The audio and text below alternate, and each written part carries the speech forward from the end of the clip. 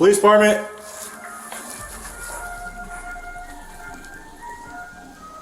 That's fine. Okay.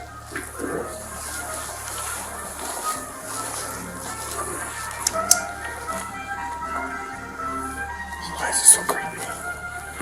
Cops are at the house of Cynthia Berenzon. What begins as a simple welfare check will soon spiral into a horrific nightmare. Huh? 936-833. We got a 10-7. Oh, that's not good at all. Oh, what the? Well, that's code 24. Yes, it is. But little did they know, they would soon uncover the most cold-blooded truths hidden by the person closest to her that will stun everyone involved. Your mom's deceased. You're bullshit. On November 21st, 2022, the Las Cruces Police Department arrives to conduct a welfare check on 69-year-old Cynthia Berenzon after neighbors and friends raised concerns about not seeing her for weeks. Is it common for her to go quiet, or is it like an everyday thing that at least somebody has contact? And she knows the neighbors. Cindy is very vulnerable. I'd say she's got some access to borderline personality, that she just is vulnerable. Her friend told me she was in touch with the guy online. You guys already know that. And I said, did they follow up with that? Nobody can confirm because they don't know the face.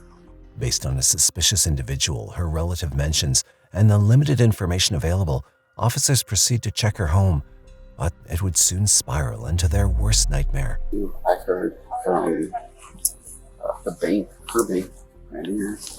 They called too and they said, well, you know what? Her account's drained. Drained? Yeah, her account, everything's gone. And the only thing I can tell you is that it was being pulled out ATM at Walmart's, and everything that was pulled out at the ATM, it looked like it was just a villain. They pulled it out. Safe word. See if it's a keyword. 936 on 2. Can you secure the channel for a building check?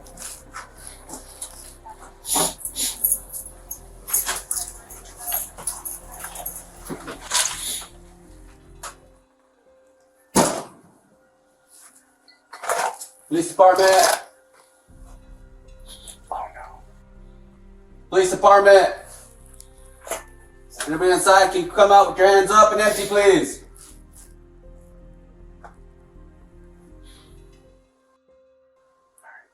The house is eerily cold and silent, and with each step through the darkened rooms, the sense of unease only deepens. Hold here. Oh man, it's just a little. Well, that's weird. The lights on. Sounds like a TV's on.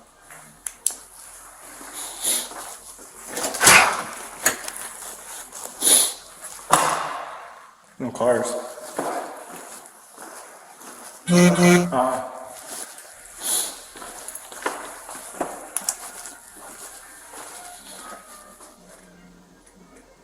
The TV's on? Sounds like it. They did say that inside the... Police department!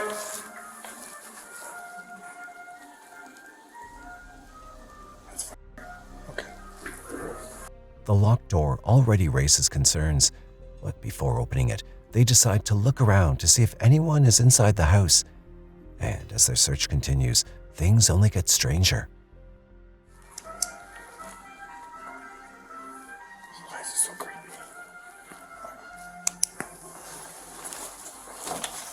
Why are the doors locked, bro?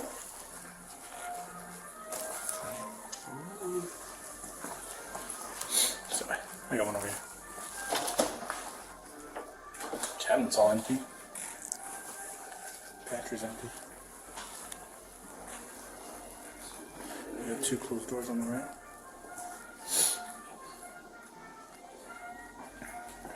As they step inside, something immediately feels wrong. The TV's on and the fan is spinning, yet no one's there. Their search continues, and after finding no one else in the house, they turn their attention to the locked door. Would this door be closed?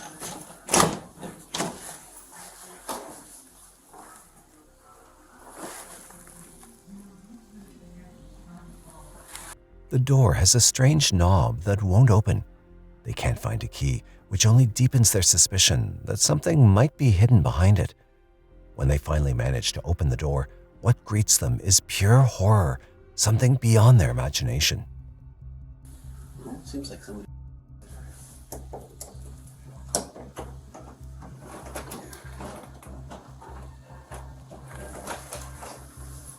I got it. Huh? I got it open.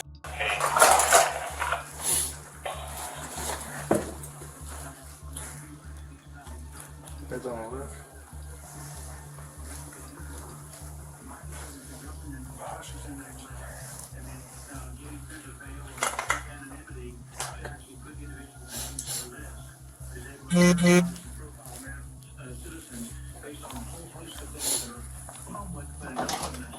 And I asked the question to Ray in the video, and once again he didn't answer. I said, are you purchasing legends of Americans that are anonymous and then using technology to penetrate the veil of anonymity? Yes, sir. Huh? He's 10 seconds. Oh, that's not good at all. Oh, what the? Well, that's code 24. Yes, it is. Alright, let's hold this. Inside, they find Cynthia Beresden in an unimaginable state. She's fully clothed, lying on her back, with water slowly dripping onto her body from the shower head above. Her body shows clear signs of decomposition, indicating she's been dead for several days. But as the investigation progresses, they uncover some eerie details. No shower right there. You should smell. Yeah, you want to come and actually see what. Yeah, I'm gonna slide by. Watch out the night someday. This is me kicking it over. That wasn't us. It gets weirder and weirder. It's a little dark spot. Oh, that's just a hole. You see how there's liquid that runs down? Yeah. Maybe it was sprayed and cleaned. Although there's a ring right here of something that's probably sitting there wet. The scene immediately raises suspicion. Despite the decomposition, the room is unusually clean, and the bedroom carpet also shows fresh vacuum lines.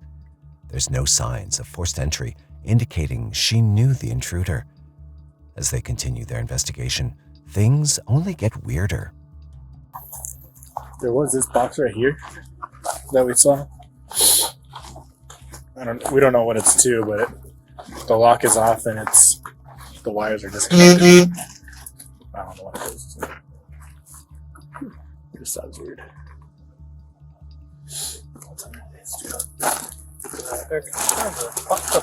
Yeah, it's a water softener. I don't know. I just thought it was weird. It's disconnected. Her car is missing from the driveway, and when they search for its registration, they discover that just days earlier, it had been found abandoned near the US-Mexico border in California.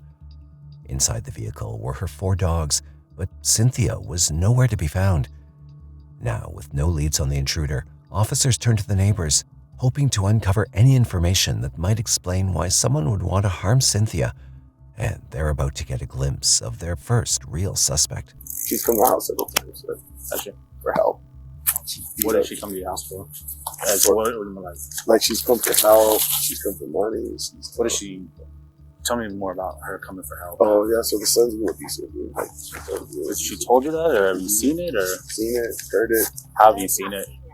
Oh no, not seen it, but she got beat up that one time by him. That's facts. That's she almost killed her. Shut up with a bunch of injuries. Did you guys call the cops? These guys did. These guys were here when they did. Do you remember when that was? He knows. He was just telling me about it.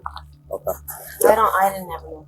So She came by one time asking if my husband could come over because her son had locked her out of the house. And I was home alone with the girls, and I said, he's not home right now, so But she's told us. yeah. do you guys know anything about him? Just the shadiest dude, really. Yeah, he's hooked on pills. He's hooked on stuff. He's like he is like, my kids are all scared of him, you know. And But he's just really, like she said, he's bipolar. She had told me that time, like, he's bipolar. He is really angry when he gets to that level of anger. I just want to leave him alone. So he thought my husband was coming around to de-escalate the situation. I was like, I don't know. this level of anger was crazy all the time. Like, You he could hear him screaming all the time. It was like, Then another neighbor comes forward, saying he saw her son just a few days earlier. He goes on to reveal chilling details about their relationship, details that would shake anyone to their core. He beat the hell out of her the first time. When was that? Oh, it was about 4 years ago, something like that. And I actually didn't see her come out, but a lady over here was driving in and saw her walking out of the front of the house all bloody. Okay. And so she came over, and I helped her into the house.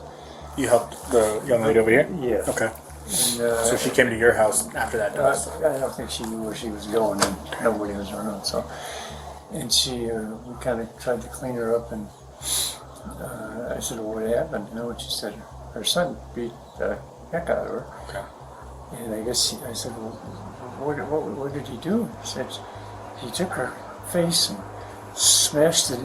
kept smashing it into the tile floor." Okay.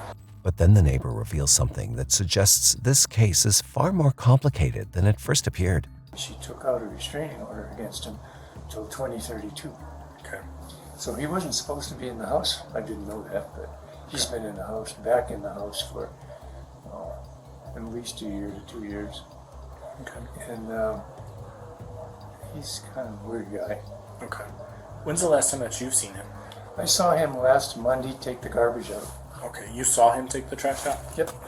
As Cynthia's 29-year-old son, Dylan Alexander Waller, now comes under increasing scrutiny, investigators receive new information that casts an even darker shadow over him.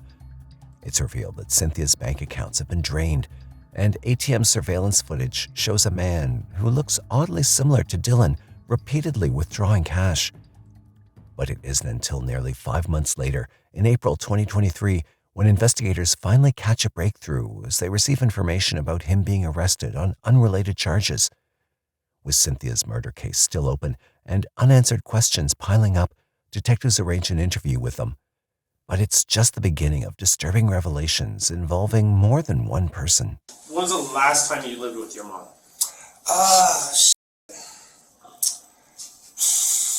Let's say I last talked to her probably about like October, September-ish. It was the last time you talked to her? Yeah. Okay. I stayed with her for like a week or so. That's about it. Okay. October, September? And Yes. how did that go? I know you guys had Yeah, a tumultuous past. And yeah, it was kind of always a conundrum with us. We've tried this and that. I haven't actually gone to talk to her at all. I tried to call her, but I don't know. Like, and then being on the streets, I don't know, just like, it just got out of hand. I don't know how else to say.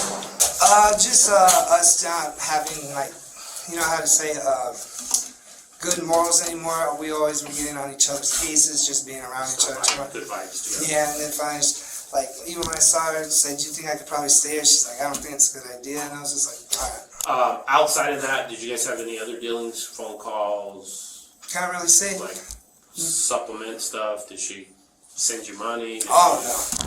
The only other time she actually really helped me out was I was last locked up. Was it 2020? She put a $100 bail on me. And then I continued with court. And then I turned myself in to do those 3 months. And then we tried to reconcile then. I stayed for like 3 days, but within those 3 days it just showed like no way. Yeah, it didn't work. Okay. Have you ever had access to your mother's cars? No. No. Dylan's behavior seems off, but it doesn't directly indicate whether he's involved in Cynthia's murder. To put more pressure on him, investigators prepare to break the heartbreaking news, but his reaction will only deepen their suspicions. Your mom's deceased. What do you mean? Your mom's deceased. You're bullshit. No.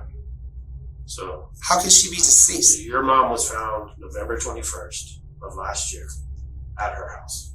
Deceased. How the hell am I just hearing about this now? I don't know if you're just hearing about it now. That's what we're here to talk to you about. You've been gone in the wind for the last What the fuck? 8 months, okay? So the reason why we're asking you questions and we come here and we ask you specific things is because we're trying to lay out a timeline, okay, and find out what's going on.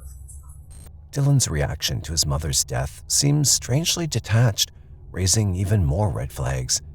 But the officers are just getting started, and moments later, he begins to crack. Me and my mom, we went to go get her and stuff, and we get there. I was living with mom for like last year and stuff, and whenever we were out doing our business and everything, we came back and found her deceased. And I knew I had warrants at the time, so I didn't actually call anybody. I didn't know what to do. And I first thought about fleeing the country, but then I just didn't know what to do. Okay. So because I had a key and everything, and I opened the door, and I'm like knocking on my mom's door, like, Mom, hey, I'm here. Finally, I open it and everything, and I see her and everything, and I'm just like, Mom. I don't know, maybe it was like 3 days because she was already like puffy and shit. So that's pretty much the reality of it. I found her deceased and I didn't know what to do. Dylan has instantly shifted from not acknowledging his mother's death at all to admitting he knew she was dead all along. He even admits to having a full-fledged plan to flee from there. Well, they said we were staying together and everything, and it was actually, I went and hung out with some friends for a few days and everything, and with Bianca and everything, and then that's when we came back, and everything was just, the dogs didn't, like I said, it was all, the house smelled like shit and everything. Came back, her door was locked when it's never locked, and I unlocked it and everything, and because there was like a horrible kind of smell already happening, and then found her, and I just panicked and freaked. I didn't know what to do. What did you do? Tell me what you did. You opened the door to the house or to her bedroom? Get into the house. Yeah, and then the you door. see her right away, right? No, because her door to her room was locked. I started yelling like, Mom, you good? For like 30 minutes, I was like, oh, she's probably just in the shower or something. And then that's when I was like, Mom. So then I opened the door and everything, and then I started smelling something, and I walk in the room, and she's like, I see her in the shower, she's just there, I'm just like, what the Like, I wiped down the counters in case I had fingerprints and everything, because I didn't want it, to leak to me, like as if I murdered her or something, That's as much as I can really say. What else? And so, I thought about what I did was I packed my car and everything to go to Tijuana, and I was staying with the transgender, I had her staying with me, and I was like, all right, we'll just flee the country and all this. But here the question arises, if he did plan to flee the border, why didn't he actually flee? She said she needed to do something, and I was like, all right, because we were going to take care of the dogs and everything like that. So I wound up being in a hotel in Tijuana for about a week or so, and then something happened with her and the dogs, and then I had no money, I didn't know what to do. So I came back in the States, and then I wound up going to the hospital. I was very dehydrated from potassium and such. That's really just the real whole scoop. So far, Dylan has tried to portray himself as a worried son who found his mother dead, and due to an unavoidable situation, he couldn't contact anyone. However, this perspective is about to shift. So what you're telling me is you found her in the shower? Yeah. Are you sure? Yeah. Nothing that I have is going to be indicative of her being put into the shower. I'm not a pro. I'm letting you either help yourself or dig yourself. Yeah. Does that make sense? So I wouldn't ask questions if I didn't have an idea or an answer of what I'm asking you, if that makes sense. It was getting really bad for her, health-wise. Everything. Her health was getting so bad and everything. Every day was just a battle. Every day, and I had to put up with so much shit. And just,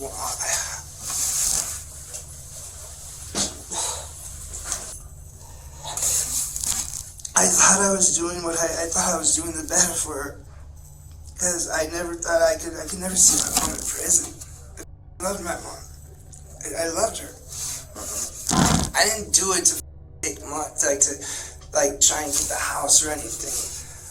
only used them enough money that she had, you know, to be able to go to Tijuana, start a new life and everything. And I couldn't handle her her being in pain anymore. I just couldn't do it. And when the whole shit about her having to possibly face prison, I could never live with myself. That's when I was like, I'd rather did what I did and go to prison for however long I do than her have to suffer. This marks a turning point in the case as he finally admits to killing her, though he continued to justify his actions. But the gruesome details he reveals next will leave even the seasoned officers baffled. So just one night, I was just sitting on the couch because she was like just screaming in pain. She was just so in pain. She was crying, you know, she's yelling at me, not yelling at me, but she's just yelling out, what am I gonna do? How do I get this money back? Because I mean, she got screwed over so hard by this guy and like these scammers and she was like just freaking out so bad. And I'm like, how can I help? There's nothing I could do. So I don't even know the date. I just went in the room. I looked at her, I gave her a big old hug, and I strangled her to death. That's basically it. How? I hugged around her, and I just held her as tight as I could around her neck, just telling her I love her, and I'm so sorry for this, but it'll be better for you. It's gonna be a lot worse for me, but it'll be better for you. Okay. But like detail to me how you walked into the room, I just walked how in. you held her, where she was at. She was just laying on the bed and everything. Sometimes, you know, I always would have night terrors and stuff, so sometimes I would like, you know, go in the room and lay next to her and stuff. So she was just laying on the bed like normal. And I laid with her and then I don't know, all of a sudden it just happened. I don't know what, it just happened. Were you front or behind? Like on the side like this, and I started doing it, and then she started freaking out, so then I had to like really like get in there and squeeze in her, and then finally when she like passed, she fell on the ground. He finally admits to the senseless killing of his mother, yet Dylan still tries to justify his actions with another blatant excuse. What's going through your mind at this moment? All I'm thinking about that she's just gonna be in a better place. That I'll suffer. I've suffered so much in my life. What's another prison sentence? I've gone through cancer. My dad used to beat the shit out of me. My brothers never liked me because I was a life on the streets. I basically did what I did because my life has been over for a long time. A long time. And like I said, I would rather have killed her than ever see her in prison. I would rather go to prison for the rest of my life, knowing that in my heart, I know what I did was wrong, but I did it for a reason. Okay. She was in so much pain. Next, officers will try to get him to explain why and how he moved the body, but he's about to reveal something they do not expect. So when you decide to finally leave, what do you do with your mom?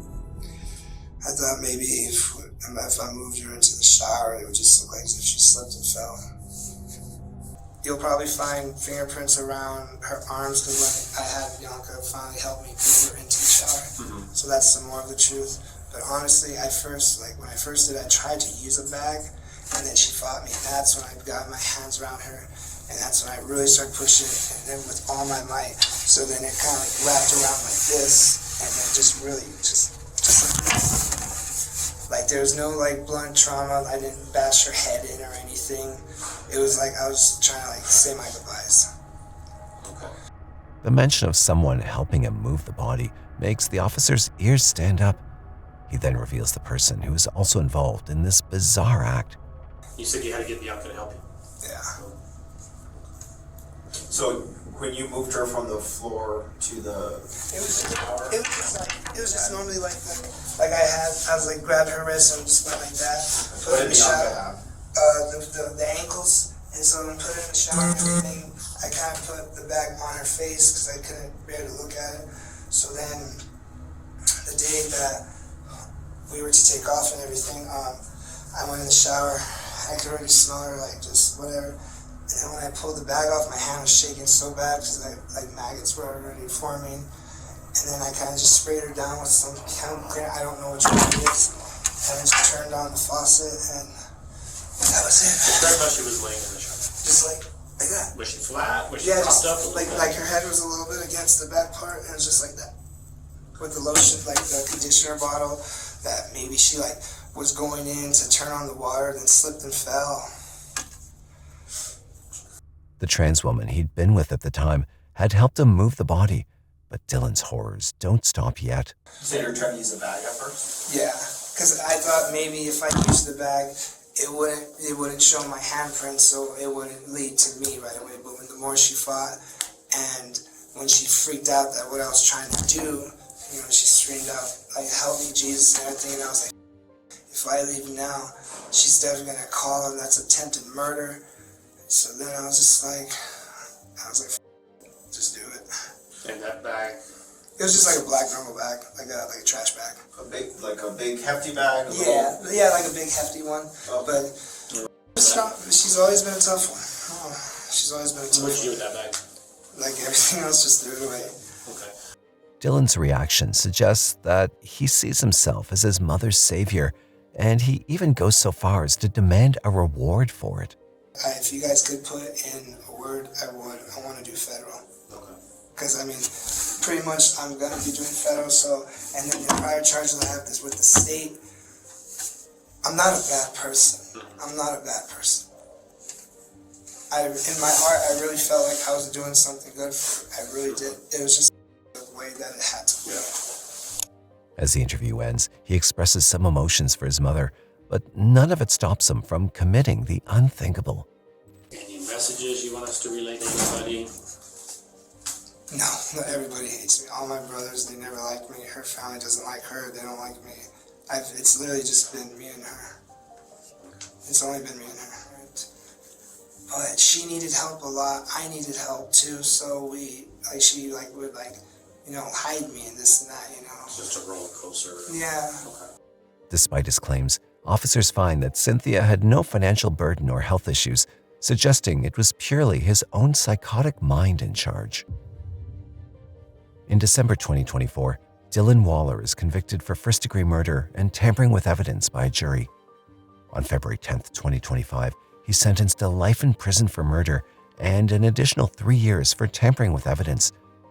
He'll have to serve both the sentences consecutively and will be eligible for parole in 30 years in 2055.